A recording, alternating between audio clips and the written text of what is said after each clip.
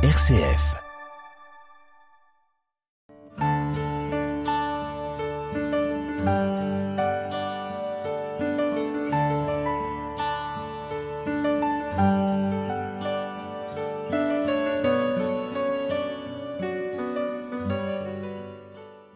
En ce temps-là, Jésus disait à ses disciples une parabole sur la nécessité pour eux de toujours prier sans se décourager.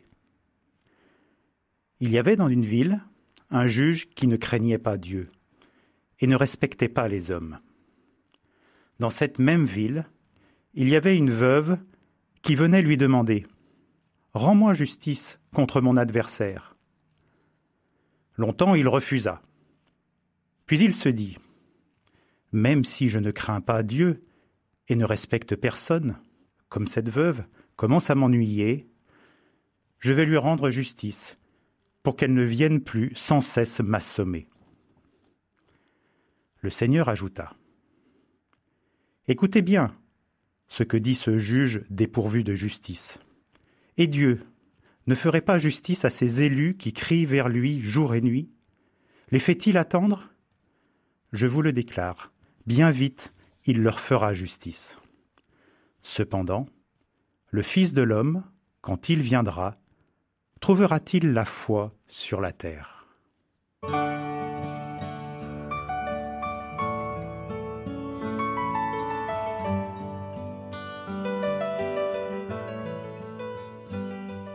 Frères et sœurs, la parole de Dieu aujourd'hui nous invite dans notre prière à la persévérance. Persévérance face à la fatigue, nous le voyons dans le livre de l'Exode, persévérance face au découragement et à l'apparent insuccès de notre prière, comme nous le voyons dans l'Évangile.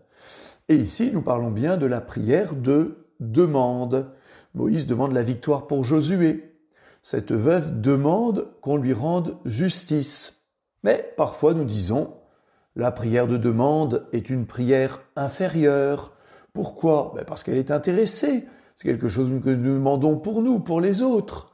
Peut-être qu'une prière plus belle, plus noble serait la prière de louange, la prière d'action de grâce pour remercier Dieu. Mais vraiment, est-ce bien le cas? La prière de demande, après tout, nous met au pied du mur. Il nous faut vraiment faire un acte de foi entier, sans avoir peur de demander. Pourquoi peur de demander? Nous pourrions avoir peur de demander parce que nous aurions peur d'être déçus. Et si Dieu ne m'écoutait pas?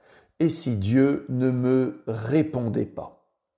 Alors, repartons au temps du livre de l'Exode, au désert. Ce passage du livre de l'Exode nous donne une image extraordinaire de la prière. Que se passe-t-il? Le peuple d'Israël combat contre un adversaire redoutable, les Amalécites. On peut dire que les Amalécites représentent aussi tout ce qui nous fait peur, les épreuves, les tentations, les difficultés que nous avons à combattre. On se dit, on ne va pas y arriver. Josué est envoyé au combat et il est soutenu par la prière de Moïse. Alors Moïse lève les bras, et quand Moïse lève les bras, Josué est plus fort que les Amalécites, mais quand Moïse est fatigué, quand il baisse les bras, à ce moment-là, les Amalécites l'emportent. N'est-ce pas ainsi dans notre vie spirituelle? Quand nous baissons les bras, quand nous sommes fatigués de prier, nos adversaires, le mal, le découragement, semblent l'emporter. Alors, que fait Moïse pour ne pas baisser les bras? Il demande d'être soutenu, ici, dans le livre de l'Exode, par Aaron et Our. Et à ce moment-là, tous les trois ensemble, Moïse continue à lever les bras et la victoire continue. Vous voyez, frères et sœurs, quand nous sommes fatigués, quand nous n'arrivons plus à prier, demandons le soutien de la prière des autres. C'est cela que signifie Aaron et Our. Autrement dit, pensons à prier les uns pour les autres et pensons aussi, quand nous n'arrivons plus à prier, quand nous sommes tellement fatigués que nous pouvons penser à baisser les bras, à demander la prière d'un frère, d'un ami, de l'Église, d'un groupe de prière pour ainsi continuer à être fort dans notre combat spirituel. Venons maintenant à l'Évangile. Jésus utilise une parabole pour donner un enseignement très simple sur la prière. Alors nous le savons, une parabole est une histoire inventée pour nous faire comprendre quelque chose d'important. Cette histoire est très simple. Jésus nous dit qu'un jour, dans une ville, un village, un juge malhonnête refuse de faire justice à une pauvre veuve. Eh bien, que fait cette veuve ? Elle insiste, elle revient, elle ne se décourage pas, et finalement, ce juge malhonnête, ce juge qui s'en fiche des problèmes de cette veuve, est tellement fatigué, elle lui a tellement cassé les pieds, qu'il donne à cette veuve ce qu'elle demande. Finalement, Jésus nous dit, regardez, même ce juge méchant a fini par céder à la prière insistante de cette veuve. Elle ne s'est pas découragée. Eh bien, nous dit Jésus, et Dieu, est-il méchant ? Non. Est-il malhonnête ? Bien sûr que non. Au contraire, il est bonté et justice parfaite. Alors lui, Dieu, ne fera pas attendre cette femme pauvre, cette veuve, ses justes prières, il y répondra très vite. Alors, si nous suivons l'enseignement de Jésus, comment prier ? D'abord, frères et sœurs, avec confiance en la bonté de Dieu. Nous ne prions pas juste pour voir, sait-on jamais, à tout hasard, pour tenter le coup, si jamais ça marche. Non, nous prions dans cette foi, dans cette confiance envers la bonté de Dieu. Et puis deuxième enseignement, nous prions avec régularité, sans nous décourager. Là encore, pas simplement comme ça, une fois, quand ça nous passe par la tête. Au fond, répéter notre prière, c'est pas parce que Dieu est dur d'oreille, c'est tout simplement une manière d'être vrai, d'être authentique. Cette prière est tellement importante pour moi que je vais la redire. Et puis aussi, nous prions pour demander quelque chose de juste. Cette veuve demande justice, elle demande quelque chose qui est vraiment juste.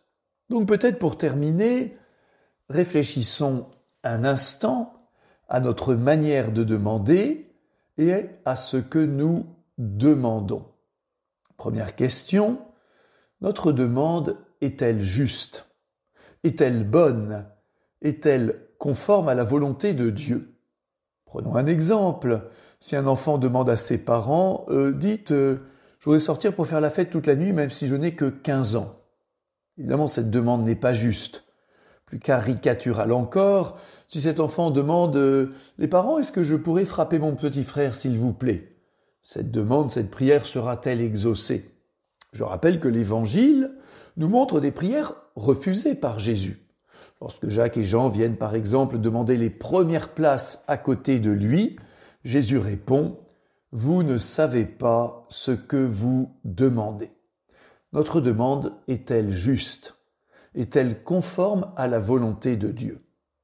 Deuxième question que nous pouvons poser par rapport à notre propre prière, notre demande, la demande que nous faisons, est-elle raisonnable ? Par exemple, nous pouvons demander « Mon Dieu, fais disparaître, comme ça en claquant des doigts, toutes les armes de la terre, fais fondre tous les canons. » Que répondra Dieu ? C'est à vous de le faire. Je veux bien vous aider, mais non, je ne vais pas faire fondre les canons, car si votre cœur mauvais ne se convertit pas, eh bien, vous irez étrangler votre frère avec vos propres mains. Autrement dit, notre demande doit être aussi raisonnable, c'est-à-dire selon l'ordre du monde que Dieu lui-même a créé. Parfois même, nous pouvons demander, bien sûr, c'est un élan du cœur, « Mon Dieu, je te demande que ce que j'aime sur terre ne meure jamais. » Eh bien, ce que nous demandons est impossible, n'est pas selon l'ordre du monde. Autrement dit, frères et sœurs, on dit parfois qu'il faut tourner 7 fois sa langue dans sa bouche avant de parler, pour ne pas parler de manière inconsidérée.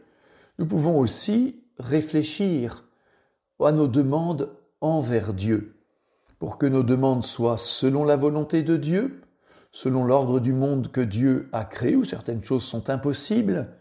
Et puis ainsi, nous pourrons prier sans nous décourager, parce que Dieu, qui est bon, répondra à notre prière, mais attention, selon ce que Dieu juge bon pour nous et selon le moment que Dieu juge bon pour nous. Autrement dit, continuons de nous mettre à l'école de Jésus. C'est lui qui nous apprend vraiment à prier, et c'est aussi à la messe que nos prières individuelles se retrouvent portées par les uns et les autres.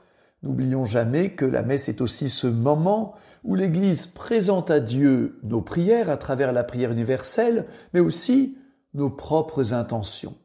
Alors ensemble, au moment du Notre Père, nous allons lever les bras, nous soutenir les uns et les autres pour porter vers Dieu nos prières personnelles, mais aussi les unir dans la prière du Notre Père qui récapitule et porte à son maximum toutes nos intentions vers Dieu le Père, un Père plein de bonté, qui, oui, vraiment, comme nous l'assure Jésus, répondra à nos prières. Amen.